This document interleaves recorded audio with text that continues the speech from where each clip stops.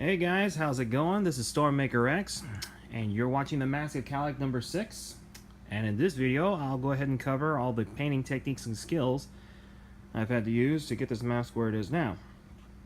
So, let's go ahead and get a little closer. If you guys remember from the last video, I did a lot of the priming, and in this one, I did a lot of the painting. But the first color I used was black. I know a lot of people would thought it should have been silver, but in the long run, the black, though it is the darkest color of the two, as far as the foundation, would have made the silver turn out the way it is now. If I had used silver first, it would not have the darker appearance as it does currently. So I got in and got as close to this edge and almost as perfect as I could. It's like anything else, nothing is perfect, but getting it as close as possible can pretty much result in excellence. And as you can see, I was able to get in this area here. A lot of the area that's black and stayed that way was because I used some of the painter's tape, and I literally placed it across the edges right here and then used a knife blade to cut into those edges, so therefore the black would not have a single amount of glitter on it. So that's how I was able to do that.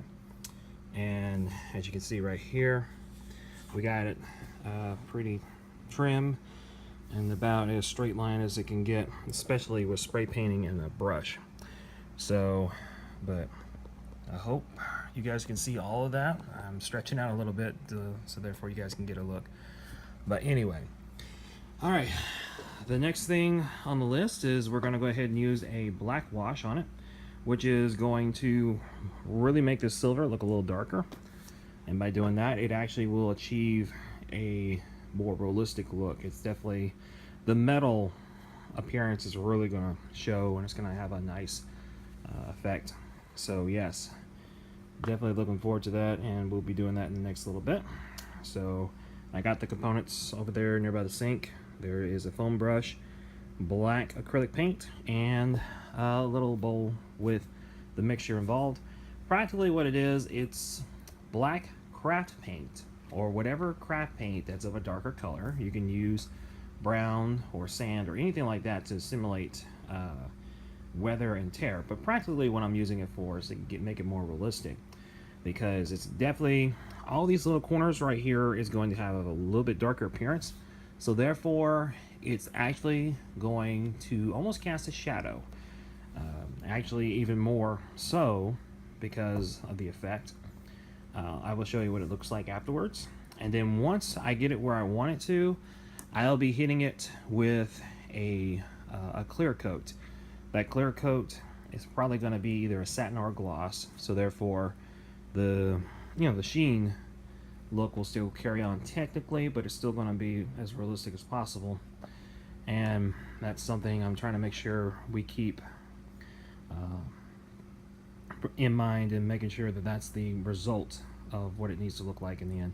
So yeah, that's what's going on. We got it this far.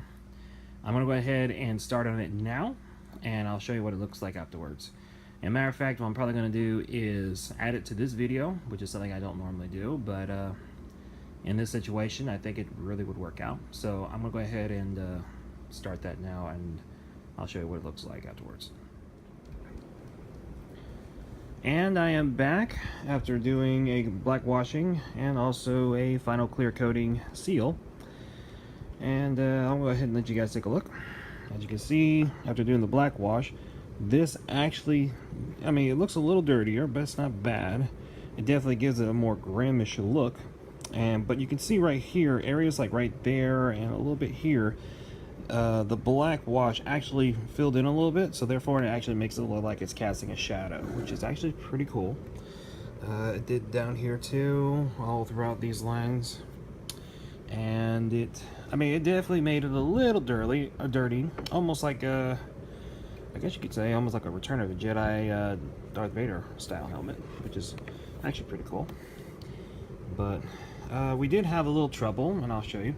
This used to be a little bit smoother, but unfortunately, however, something happened with the clear coat after I used it the first time, and for some reason it came out horribly thick and milky. I assume it didn't get mixed very well, or it may be a little bit older than it's supposed to be. So I had to go back, sand it down, repaint the area, and then spray the clear coating on it again, which isn't bad. Plus the black wash wasn't going to show on all this. I mean, it may show it a little duller, but other than that, I mean, that's all there is to it.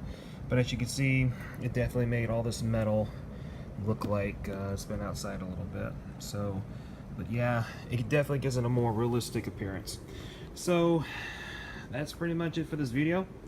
The next focus is going to be putting in all the nice lovely padding on the inside, the lens, you know, right here, and then finally put in the black mesh. So, oh, also the closing method for it.